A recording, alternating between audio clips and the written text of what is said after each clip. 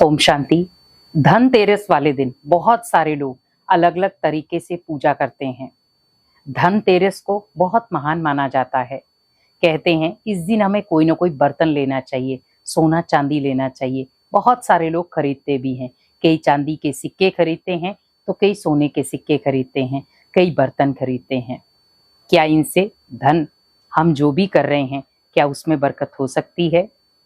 धनतेरस के दिन कहते हैं अगर आप ये खरीदते हैं तो बहुत शुभ माना जाता है। लेकिन हमें ध्यान रखना है कि धनतेरस के दिन मुझे अपने घर की भी शुद्धि करनी है। सबसे पहले मुझे वो कार्य करना है जो किसी ने नहीं किया। मुझे सबसे पहले अपने घर में भगवान के लिए कुछ लाना है। हम अपने घर के लिए बर्तन ले आए, सब चीजें ले आए, लेकिन इस धनतेरस आप ये सोचें मुझे कुछ नहीं लेना है। मुझे ओनली इस धनतेरस भगवान के लिए जो भी लाना है, भगवान के लिए। अगर आपके घर में भगवान के भोग की थाली नहीं है तो आप सोचिए मुझे उनके लिए पूरे बर्तन लाने हैं।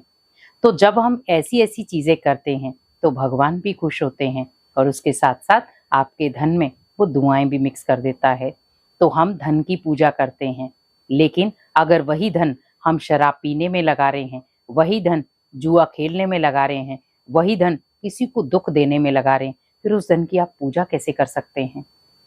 धन को आप लक्ष्मी के समान मानते हैं तो उसी धन को आप ये देखें कि मेरे हाथ से धन कहाँ कहाँ जा रहा है। आप जब ये फील करेंगे कि मेरे हाथ से कहीं पे भी कोई व्यर्थ धन ना जाए, मुझे अगर अपने हाथों से धन देना है तो वो उन आत्माओं को देना है इस धन के लिए बहुत तड़प रही हैं, जिनको बहुत सारी जरूरतें पूरी करनी है। आपने बहुत सारे ऐसे गरीब देखे होंगे जिनके पास खाने के लिए भोजन नहीं है, पहनने के लिए वस्त्र नहीं है, तो त्योहार क्या मनाएंगे वो? तो आप इस धनतेरस आप उनके लिए कोई ना कोई बर्तन लेकर जाएं, क्योंकि हम घर के लिए तो हमेशा लाते हैं, लेकिन इस धनतेरस आप ये सोचें कि मुझे जो भी गरीब आत्माएं हैं जो कहीं रोडों पे बैठी हैं, मुझे उनके लिए एक एक थाली, एक एक चम्मच, एक गिलास और एक कटोरी उन्हें देकर आना है दान में। तो जब आप उन्हें देकर आएंगे तो उनके चेहरे पर जो मुस्कान है, उस मुस्कान से ही आपको दुआएं मिल जाएंगी।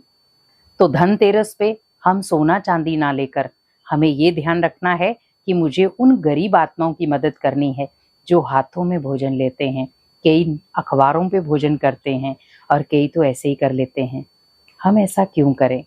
क्या हम घर में कभी अखबारों में भोजन करते हैं? नहीं, हम घर में स्पेशली बर्तन रखते हैं और कई बार हम बहुत महंगे महंगे बर्तन लाते हैं।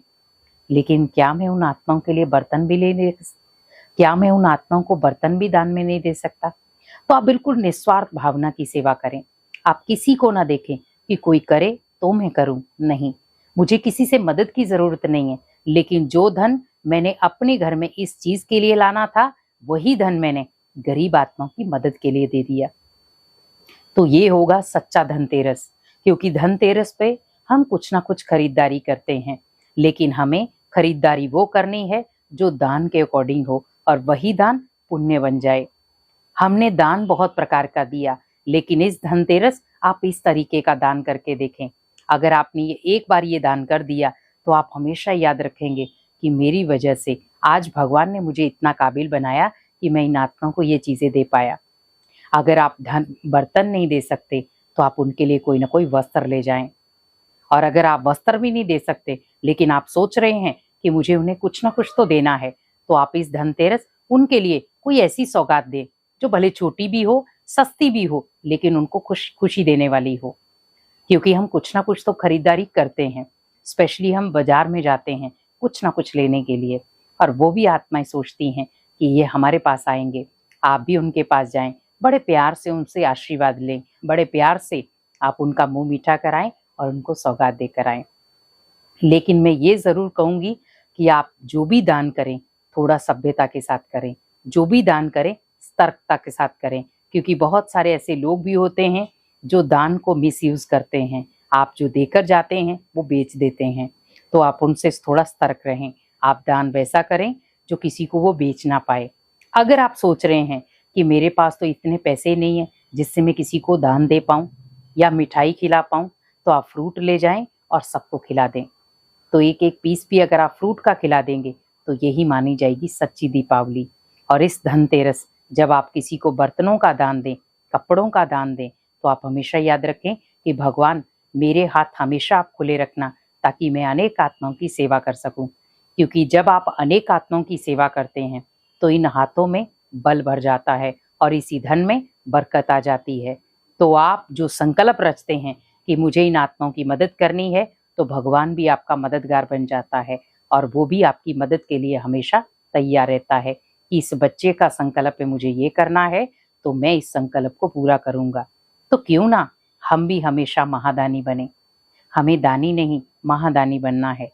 और हमें साथ साथ में ये ध्यान रखना है कि दान में हमेशा निस्वार्थ भावना हो। अगर हम कोई भी दान कर रहे हैं, किसी भी जगह दान कर रहे हैं, लेकिन उसमें दिखावा ना हो, उसमें स्वार्थ ना हो, क्योंकि वो दान कभी भी सफल नहीं होता।